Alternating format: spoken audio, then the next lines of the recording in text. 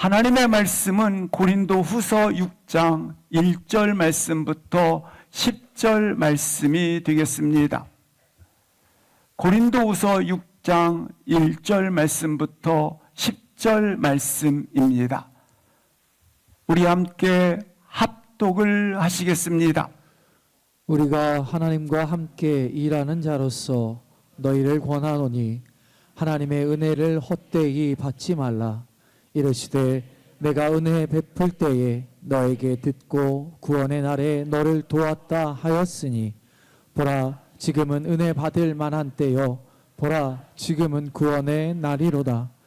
우리가 이 직분이 비방을 받지 않게 하려고 무엇에든지 아무에게도 거리끼지 않게 하고 오직 모든 일에 하나님의 일꾼으로 자천하여 많이 견디는 것과 환난과 궁핍과 고난과 매맞음과 갇힘과 난동과 수고로움과 자지 못함과 먹지 못함 가운데서도 깨끗함과 지식과 오래 참음과 자비함과 성령의 감화와 거짓이 없는 사랑과 진리의 말씀과 하나님의 능력으로 의의 무기를 좌우에 가지고 영광과 욕됨으로 그러했으며 악한 이름과 아름다운 이름으로 그러했느니라. 우리는 속이는 자 같으나 참되고 무명한 자 같으나 유명한 자요 죽은 자 같으나 보라 우리가 살아있고 징계를 받는 자 같으나 죽임을 당하지 아니하고 근심하는 자 같으나 항상 기뻐하고 가난한 자 같으나 많은 사람을 부유하게 하고 아무것도 없는 자 같으나 모든 것을 가진 자로다. 아멘. 인생에 있어 가장 치명적인 이유는 인생에 있어 가장 큰 걸림돌은 바로 자기 자신일 수 있다고 하는 것입니다. 자신의 영적 관리가 무너지면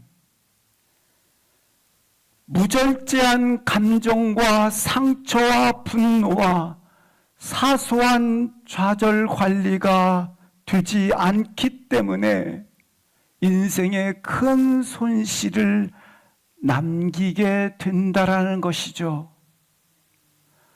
하나님 앞에서 우리 인생의 가장 큰 장애물은 뭐라고 생각하십니까?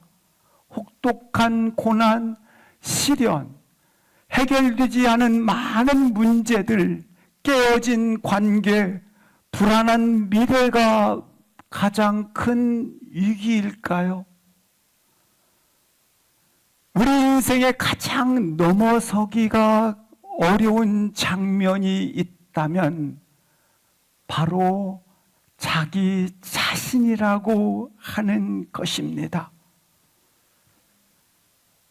우리 앞에 주어진 많은 문제들은요, 영혼의 관리가 되어져 있을 때 사랑으로 그 문제를 이겨나가고 은혜로 넘어설 수 있기 때문입니다. 그래서 고난도 지나고 시련과 역경을 돌파하게 되는 것이죠.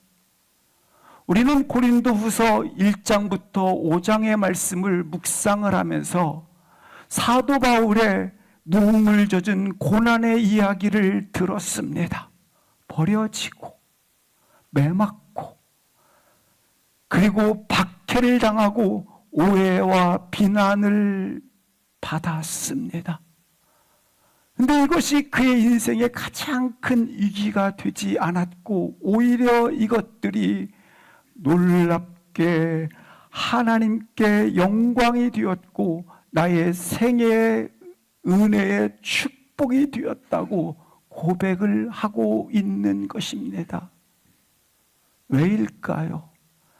단 한 가지도 하나님의 은혜로 젖어드는 것을, 하나님의 은혜 가운데 있는 것을 헛되게 버리지 않았다는 데 있습니다.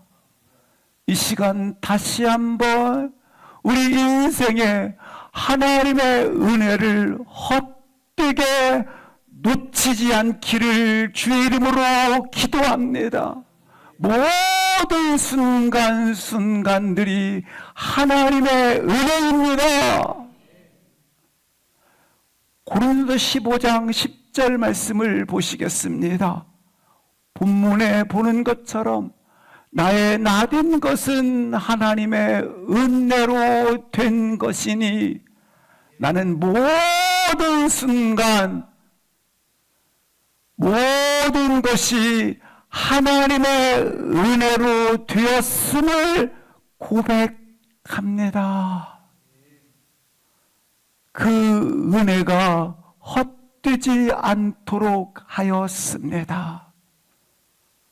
하나님의 은혜가 모든 순간 헛되게 되지 않기를 주의 이름으로 기도합니다.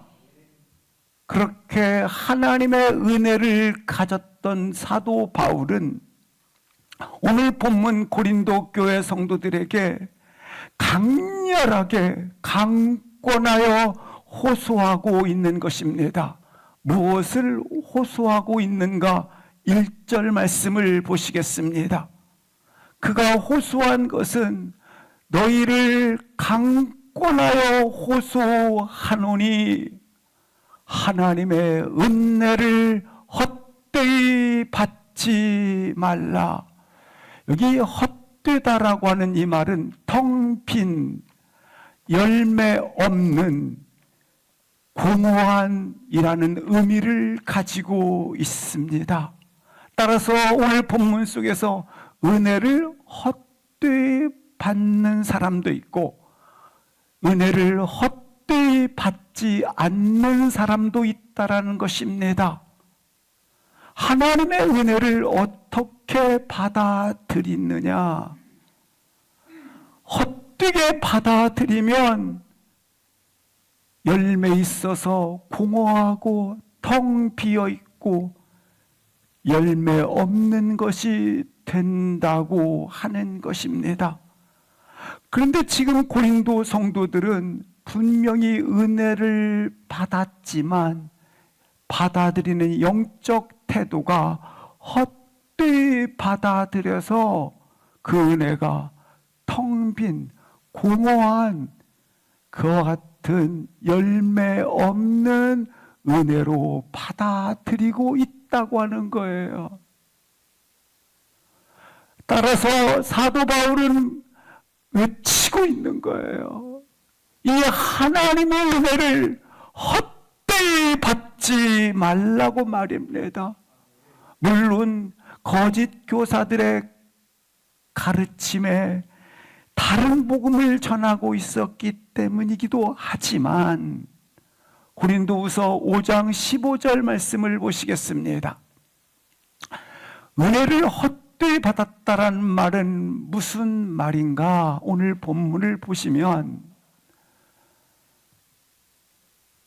너희는 너희를 사랑하사 그가 죽기까지 그가 하나님과 영광의 본체가 동등하시나 자기를 버려 사람의 모양을 취하고 너를 죽기까지 사랑하셔서 너를 어떻게 했느냐면 오직 그들을 대신하여 죽었다가 다시 살아나신 이를 위하여 다시 살아나신 예수를 위하여 살도록 너를 그렇게 허락하여 주셨고 선물로 주셨고 너에게 이것을 사명을 주었다라는 것입니다. 뭐하도록?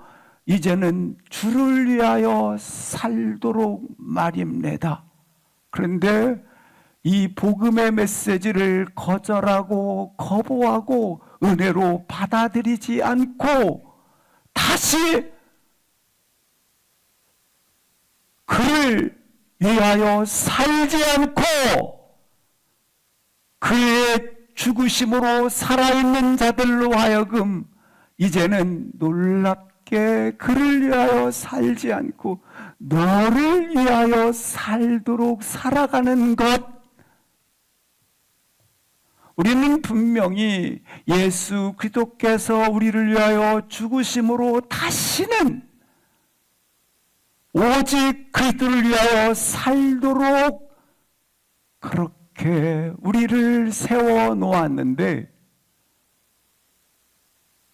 은혜로 받지 않고 헛되이 받아서 다시 이전의 삶으로, 다시 자기를 위한 삶으로, 자기 사랑을 위한 삶으로 살아가고 있다고 하는 거예요. 그리스도의 죽으심을 헛되이 만드는 것은 무엇인가?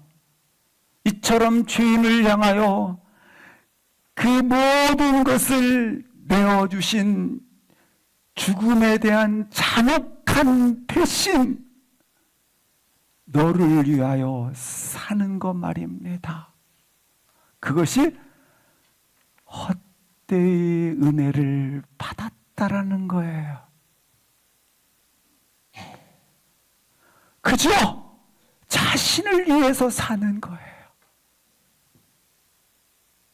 그것이 그리스도의 죽으심을 헛되게 만들었다고 하는 것입니다.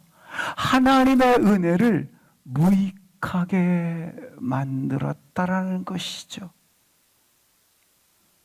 다시 우리 자신을 위한 삶으로 돌아가 버린 것입니다. 주님의 그 희생마저도 인생의 어떠한 의미를 발견하지 못하고 주님의 다시 살아나심에 의해서도 그 부활하심의 목적을 발견하지 못하고 무의미하게 이전의 삶으로 돌아가고 거기에서 인생의 의미를 찾고 인생의 목적을 찾는 자로 그렇게 살아가는 것, 그것을 헛되이 은혜를 받았도다라고 말하는 거예요.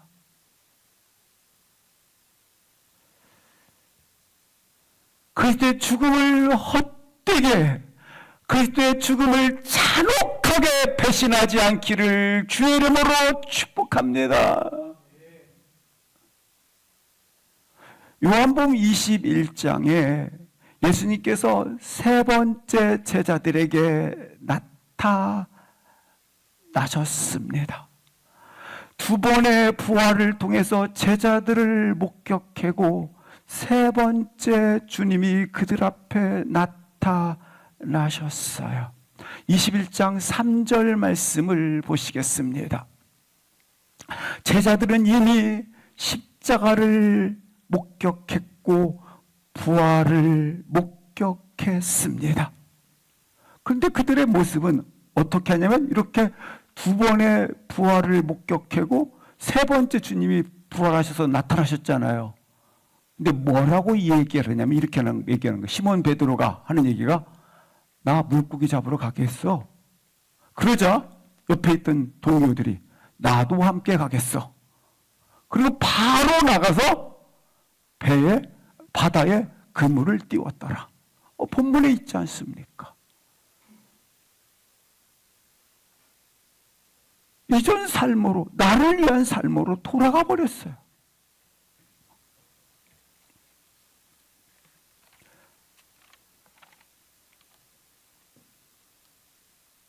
이미 예수님께서 말씀하신 대로 장사된 지 사흘이 지난 후에 내가 부활하리라. 그렇게 부활의 몸으로, 영광스러운 몸으로 세 번씩 그들에게 부활의 몸을 보여주었고, 그리고 십자가의 죽으심을 그들이 그렇게 목격했지만 그럼에도 불구하고 여전히 어디로 돌아가 버렸더라? 이전에 자기 사랑하는 모습으로 돌아가 버렸다고 하는 거예요. 십자가의 부활이 우리 가운데 인생에 제대로 우리 심령 안에 놀랍게 은혜로 젖어들어야 하는 그 시간에 그들이 지금 복음을 부인하거나 예수님을 사랑하지 않는다가 아니에요. 단지 그들은 자기의 삶에 이렇게 골몰하고 있어요. 자기 사랑의 말이에요. 그래서 하는 말이 다시 물고기로 잡으러 가자. 그리고 바로 가버려요. 베드로의 지금의 제자들의 영적 상태는 어떠했는가? 이 본문을 통해서 보게 돼요. 성경은 베드로를 뭐라고 부르고 있어요? 지금 시몬 베드로 이렇게 부르고 있어요. 우리가 요한복음 1장을 통해서 21장이에요. 1장 전의 말입니다. 요한의 아들 시몬이 주님 앞에 나왔을 때 주님께서 사명을 주시면서 그에게 이렇게 말씀하십니다. 요한의 아들 시몬아, 장차 미래죠. 게바가 되리라. 이를 번역한 즉 저는 베드로라. 이렇게 그에게 예수님의 하나님의 기대, 하나님의 부르심, 하나님의 놀라우신 그의 정체성, 인생 속에 맡겨진 사명을 분명하게 베드로다라고 보여주었어요. 근데 오늘 본문에서는 두 번의 주님께서 부활하신 그리고 세 번째 나타나셨을 이 당시에 그들을 뭐라 불러요? 시몬 베드로. 시몬은 과거의 이름이에요. 그리고 베드로는 미래의 이름이에요. 그러니까 과거의 시간과 미래의 시간이 이렇게 혼전되어져서 섞여 있는 거예요. 다시 말씀드리면 과거에 베드로 시몬으로 있었을 때에 그가 본능적으로 변화되기 이전의 삶, 그 시몬의 이름, 주님께서 베드로라 부르면서 그에게 새로운 미래, 하나님의 약속, 하나님의 기대, 하나님의 놀라운 환상을 가진 이름 베드로, 이 두 이름이 시간성 속에 이처럼 혼재되어져 있다고 하는 것입니다.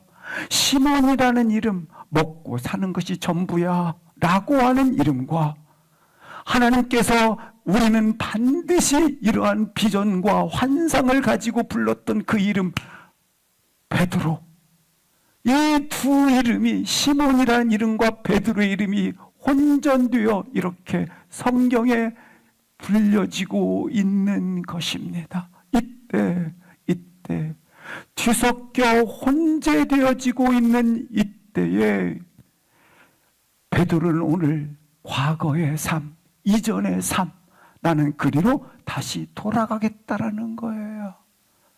혼전된 갈등 속에 있는 이 상태를 성경은 은혜를 뭘로 여겼도다? 헛되이 여겼다라고 보고 있는 거예요.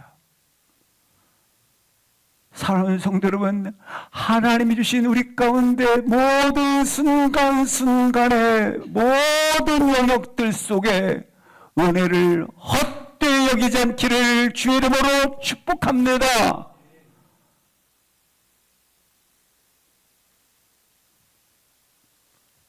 그리고 그는 과거에 자신의 삶을 따라서 삶의 터전인 바다로 내려가게 됩니다. 분명히 십자가를 보았고 부활을 목격했지만 무엇보다도 그는 그저 먹고 마시고 자는데 그것이 더 중요하다고. 그래서 그 바다에 그물을 내렸다고 하는 것입니다.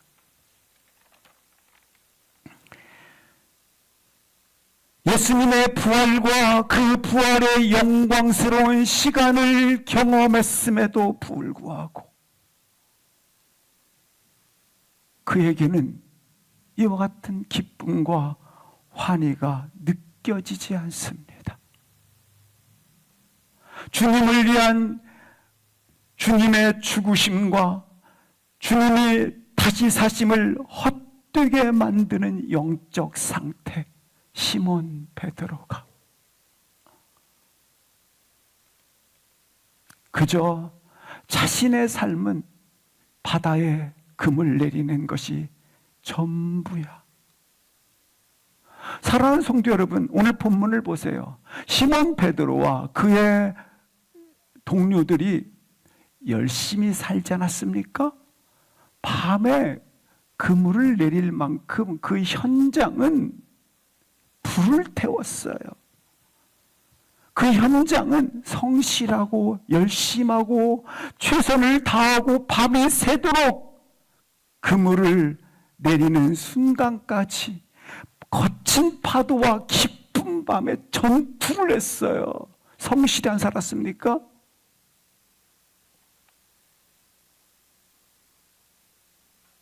그러나 반드시 이것이 우리 가운데 주님을 죽으심을 배반하는 주님의 부활하심에 대한 놀라운 은혜를 거절해버리는 이 상태를 경계할 수 있기를 주의 이름으로 축복합니다. 주님의 주신 은혜를 헛되이 받지 말라. 주님을 위하여 사세요. 우리 가운데 주님의 은혜로 사는 아름다운 은혜가 함께 있기를 주의 이름으로 기도합니다. 6장 1절 말씀을 다시 보시겠습니다. 고린도 교회 성도들에게 이처럼 은혜가 있었어요. 다만 그 은혜를 어떻게 받아들이냐에 있다고 하는 것입니다. 그런데 2절 말씀을 보시겠습니다. 2절 말씀에 이르시되라고 나와 있지 않습니까? 이 앞에 접속어인 왜냐하면 또는 무엇하기 때문에라는 접속어가 있습니다. 생략되어 있는 것이죠. 따라서 연결되어지는 것은 무엇입니까? 하나님의 은혜를 헛되이 받지 마십시오. 왜냐하면 뭐인데요? 오늘 말씀처럼 구원의 날 은혜 받을 만한 때와 있기 때문에 그렇습니다. 라고 이렇게 연결되어져 있다고 하는 것입니다. 근데 여기 은혜의 때, 구원의 날, 날이 있기 때문에 볼 수 있는 것은 은혜의 때와 구원의 날은 하나님께서 정한 시간, 하나님께서 우리 가운데 정한 시간을 가지고 있다고 하는 거예요. 때와 날을 통해서 볼 수 있는 것. 그런데 그 정한 시기와 정한 때를 가지고 계신 하나님께서 보라, 지금은 뭐 할 만한 때요?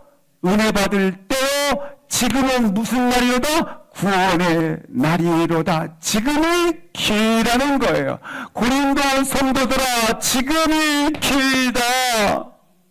힘이 길다.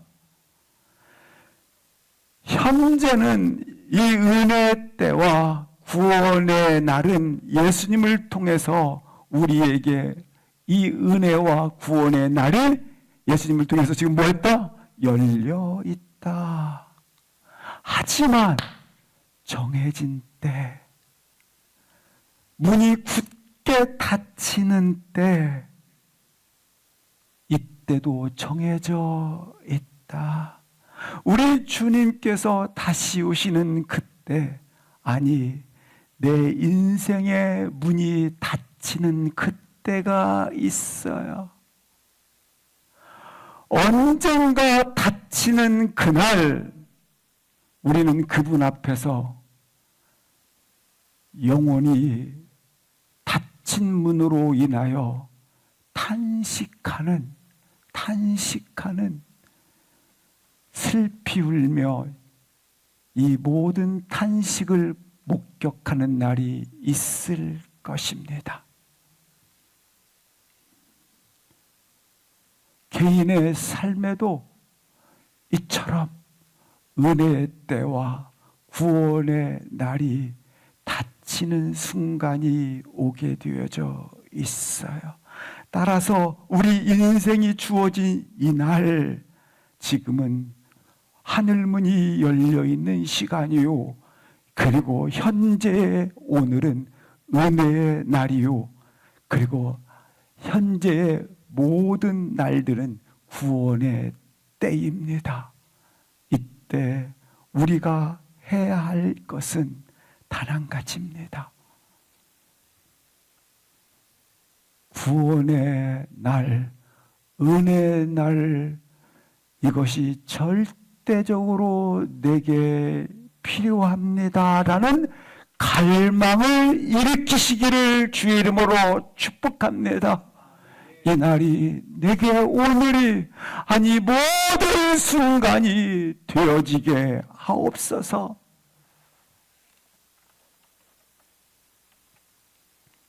우리는 현재와 영혼을 연결시키는 갈망을 가지고 있습니다.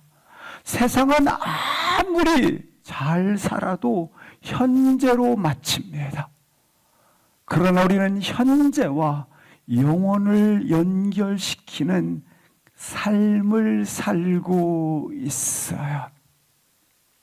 현재 내 앞에 놓인 구원의 길을 붙잡을 때, 그 은혜의 날을 누릴 때, 이 모든 은혜의 날을 헛되게 낭비하지 마시고, 이 은혜의 날, 이 길을 붙잡을 수 있기를, 갈망할 수 있기를.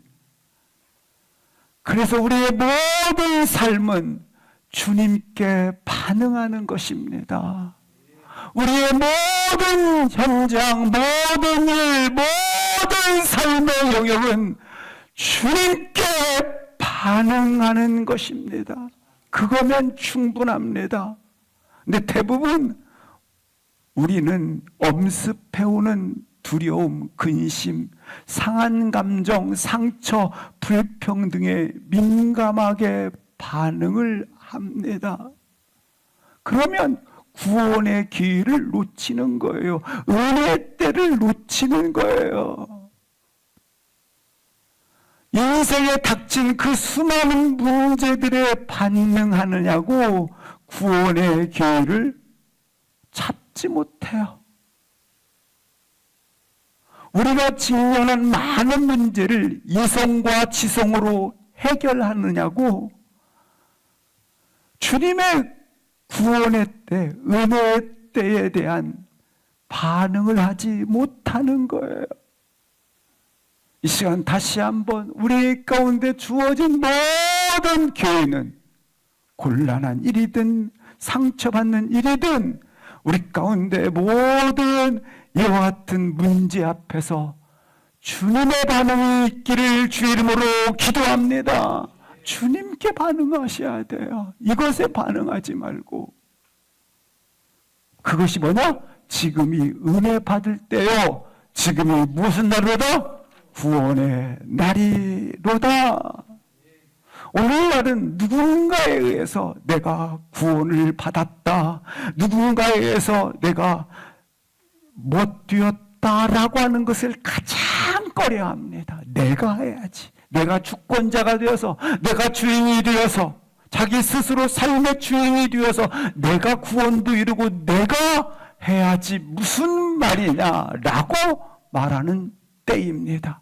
하지만 우리는 오늘 본문 말씀처럼 하나님 오직 하나님의 은혜로만이 내게 절대적 구원이 필요합니다라고 갈망하는 때야 됩니다.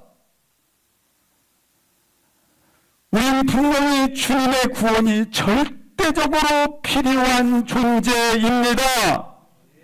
그러나 동시에 구원을 갈망하는 구원의 과정은 반드시 천국은 침노하는 자의 것이라고 주님께서 말씀하신 바처럼 우리 가운데 이와 같은 구원을 갈망하는 열정과 구원을 갈망하는 타는 목마름과 구원을 가지고자 하는 이와 같은 하나님을 향한 목마름이 뜨겁게 일어나기를 기도합니다. 이게 빠져 있어, 이게. 매 순간 이 구원을 얻으세요. 주님의 은혜를 누리세요. 주님으로부터 오는 도움을 갈망하십시오.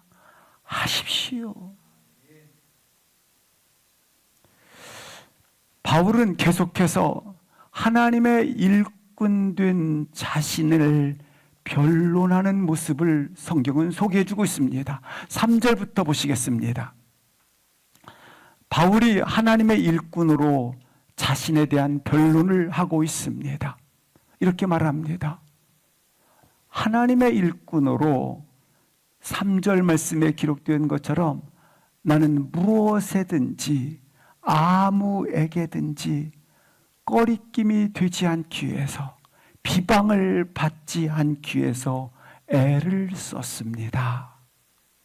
4절 말씀을 보시겠습니다. 4절 혹이나 복음의 영광을 나로 인해서 가리지 않기 위해서 바울 자신이 스스로 그렇게 했대요.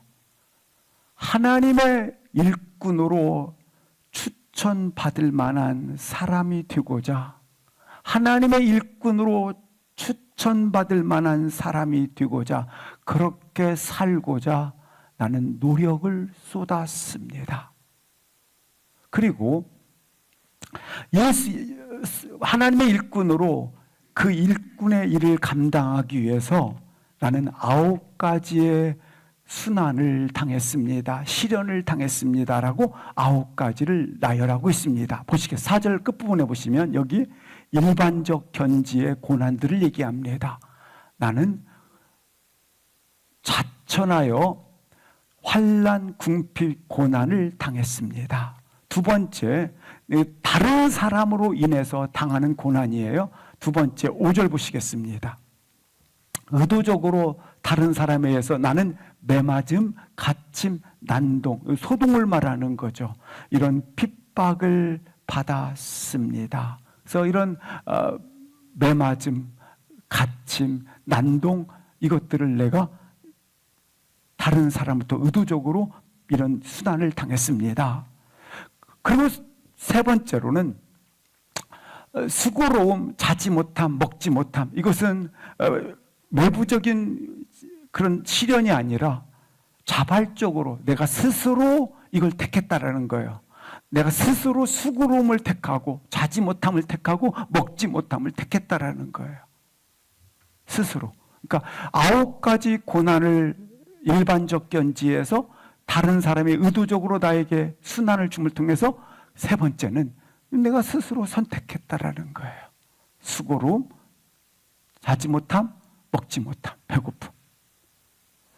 이런 순환의 목록을 열거하면서 이것들을 내가 무엇과 함께 맞섰는가, 이것을 내가 무엇으로 싸웠는가, 무엇으로 이것을 이겨나갔는가, 그것을 6절, 7절 보시겠습니다. 6절, 7절. 이 고난에 대해서 나는 영적인 이와 같은 태도로 맞섰다라는 거예요. 첫 번째, 깨끗함, 순결, 지식, 오래 참음. 그리고 자비함, 친절함.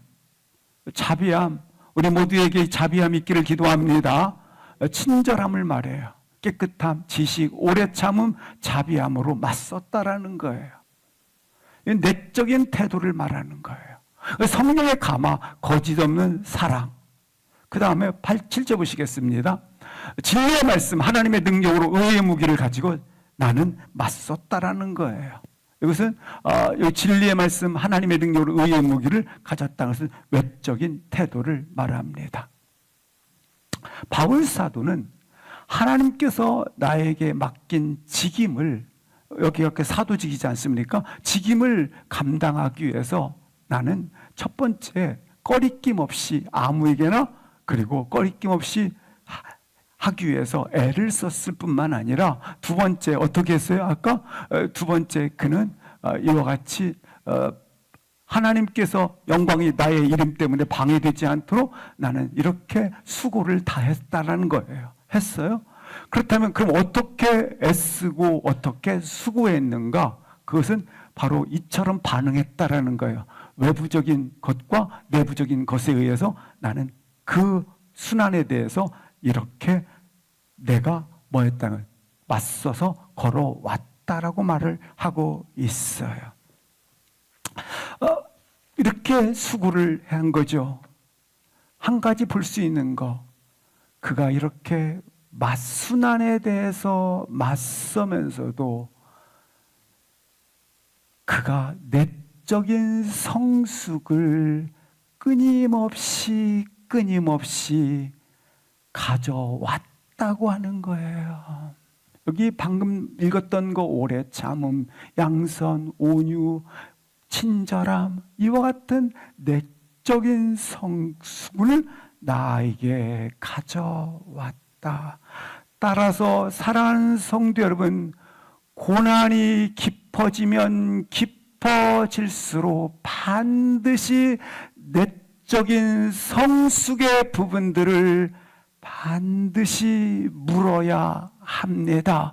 내적인 성숙이 오지 아니하면 실상 나의 내면은 황폐화되기 때문에 그렇습니다. 바울 사도가 오늘 본문에서 보여준 것처럼 내가 그리스도께서 부여하신 하나님의 일꾼으로 감당하면서 사람들로부터 배척을 당하고 거부당하고 심지어 매질을 당하고 죽기까지 수모를 당했으면서도 이와 같이 올 때 우리가 외적인 그 무게감과 그 압력 때문에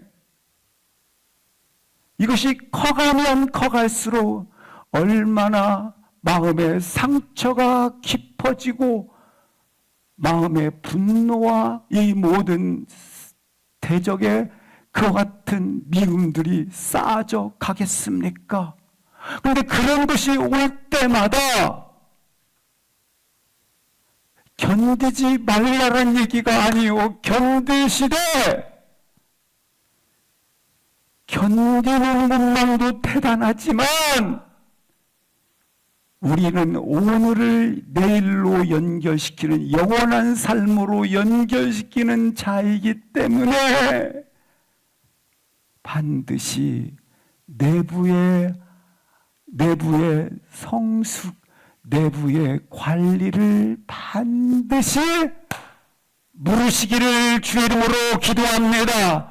따라서 사랑하는 성도 여러분, 우리는 모든 것에서 나의 본능적 자아로 맞서지 마시고 성령님께서 부여하신 내적인 성숙으로 대면할 수 있기를 주의 이름으로 기도합니다. 그렇게 하라는 거예요.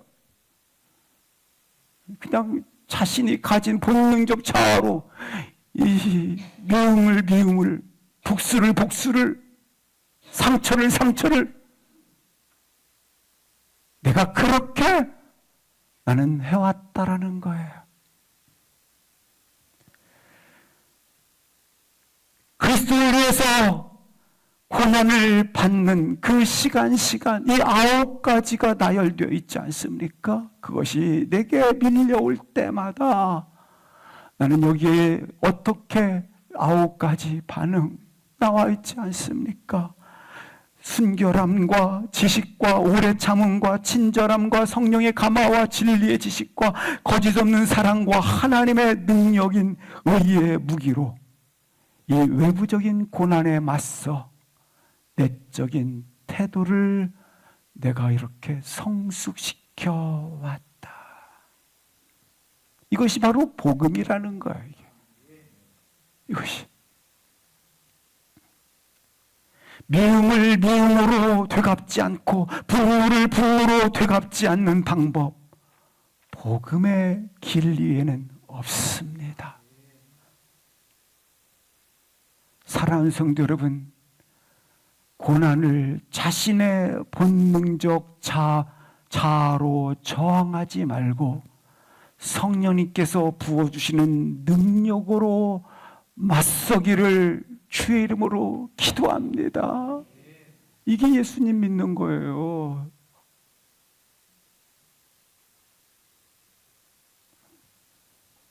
바울 사도가 그 표현했던 것처럼 고난이 내게 유익이라고 표현을 합니다. 그러나 고난이 고난으로만 끝나면 어찌 유익이 됩니까? 저주이죠. 그러나 고난 가운데 모든 것을 나와 동행하고 계시는 하나님의 개입, 성령님의 역사하심, 하나님의 은혜를 대입시키면 그것이 놀랍게 유익으로 영광의 길, 거룩한 길을 걷는 길로 나온다라는 거예요. 이 시간 성령님의 적극적인 개입이 나의 전생의 삶을 지배할 수 있기를 주의 이름으로 기도합니다. 지금 이 고통이 내게 선이 되기 위해서, 이 고난당하는 것이 내게 유익이 되기 위해서 과연 무엇을 해야 하는가?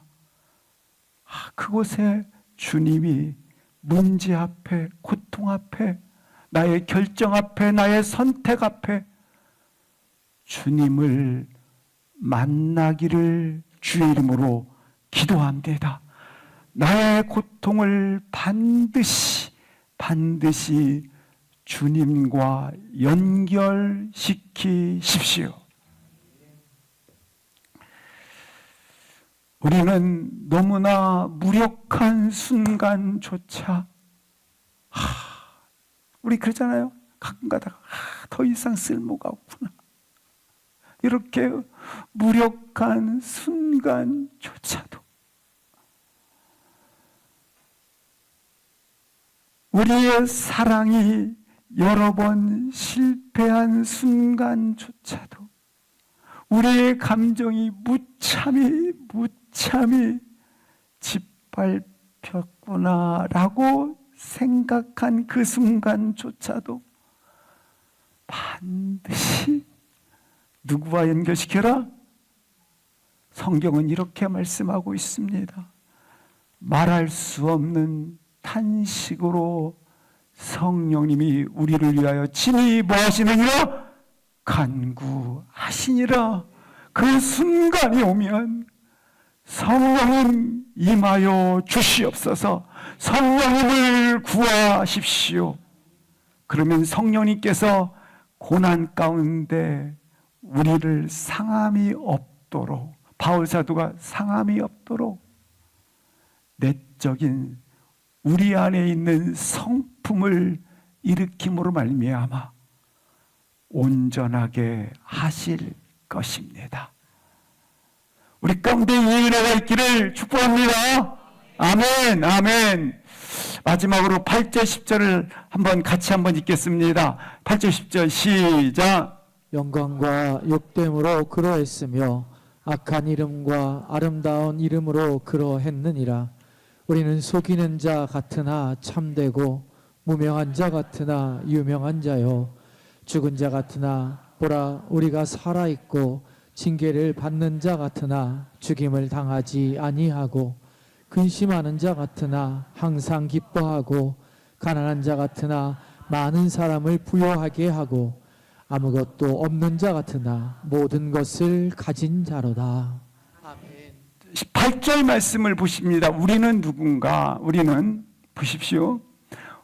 세상 사람들이 보기에 우리는 속이는 자 같으나 실상 우리는 참된 자요, 진실한 자요. 9절 말씀을 보시겠습니다. 무명한 자 같으나 유명한 자고 죽은 자 같았으나 살아있는 자이며 10절 말씀을 보시겠습니다.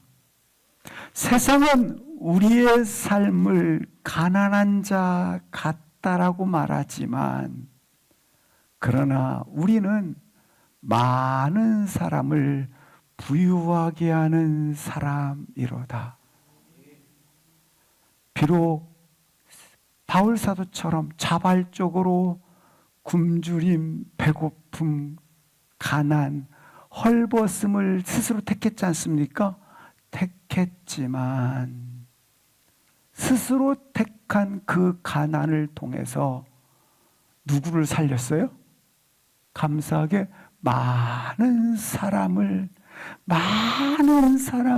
생명 있게 하였도다. 부유한 자요. 세상은 우리를 향해서 끝부분에 보면 아무것도 없는 자 같다고 평가했지만 그는 진실로 모든 것을 가진 사람이 되었도다. 사랑하는 성도 여러분, 이 역설적인 인생의 모습들은 우리 가운데 자주 고백이 됩니다. 그러므로 때로 세상에서 우리 가운데 판단을 할 때마다 나의 삶 전체를 설명한다고 생각하지 마십시오. 세상이 어떻게 가난하다 이렇게 지금 판단하고 있지 않습니까? 무명한 자다 뭐라고 판단할 때마다 내 삶 전체를 판단한다면 그렇게 내가 생각하는 순간 나는 진실로부터 왜곡받게 되는 것이고 진실로부터 뒤돌아서는 것이고 진실로부터 돌아서게 되는 것입니다. 따라서 세상의 설명에 대해서 너무 민감하지 마십시오. 세상의 판단에 너무 마음을 빼앗기지 마십시오. 오늘 바울은 이야기를 합니다.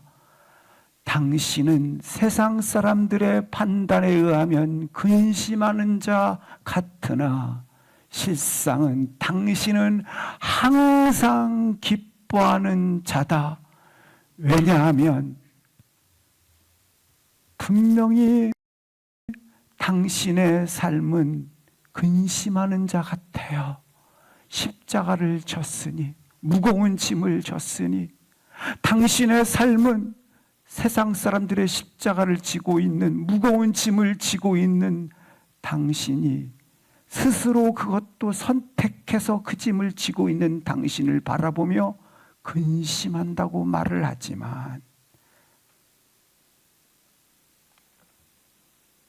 그러나 실상 십자가를 통하여 당신에게 주님께서 영원 깊이 담아놓은 영원 깊이 그곳에 숨겨놓은 세상이 줄 수 없는 평안, 어디로부터도 대처될 수 없는 그 기쁨, 그 소망을 놀랍게 당신 영혼 깊은 곳에 담아놓은 주님의 함께 하심을 뭐하도록 하라? 밝히 그들에게 보여주는 자가 되십시오입니다. 할렐루야. 우리는 이것으로 사는 자들이에요. 아무것도 없는 자 같으나 모든 것을 가진 자로다. 어떻게 이 일이 가능하십니까? 우리가 모든 것을 얻어도 주님을 잃어버리면, 주님이 함께하지 아니하면 우리는 모든 것을 잃어버린 자요. 그러나 모든 것을 다 잃어버렸다 할지라도 주님이 나와 함께 하신다고 하기 때문에 그 십자가를 통하여 내 안에 깊은 그 영혼 속에 소망을, 기쁨을, 평안을 담아 놓았기 때문에 모든 것을 가진 자를 얻은 자로다. 우리는 이 기준과 이 법칙과 이 역설의 삶을 살아가는 그 힘은 바로 여기에 이끌려 걸어가는 것이에요. 우리는 이 기준을 가지고 걸어가시기를 주의 이름으로 축복합니다. 사랑하는 성도 여러분, 주님의 판단에 나의 삶을 드리세요. 주님께 나의 삶을, 판단을 주님께 맡기세요. 세상이 때론 여러 말을 하든, 지금 근심하는 자, 가난한 자, 막 수없이 이런 말을 한다 할지라도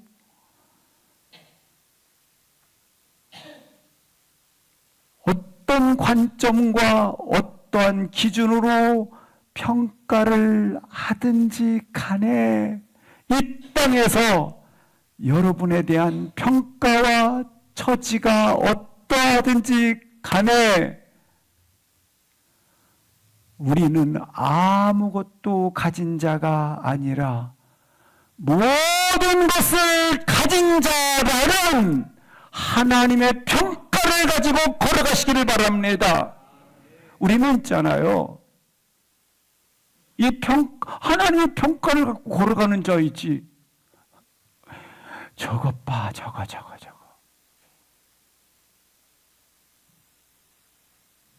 이 사실의 믿음의 능력으로 나의 인생을 걸어갈 수 있기를 주의 이름으로 축복합니다. 우리는 무명한 자, 이름 없는 자가 아니요. 누가 불렀어요?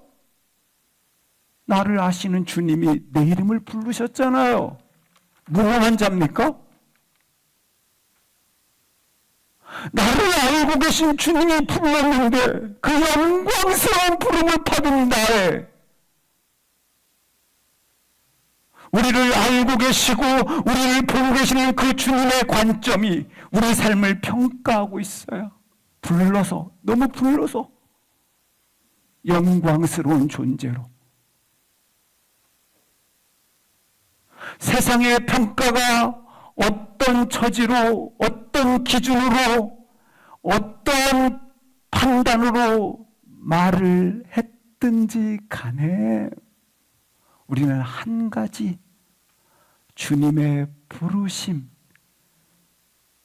무엇에도 견질 수 없는 이 영광의 부르심의 능력을 가지고 인생을 걸어가시기를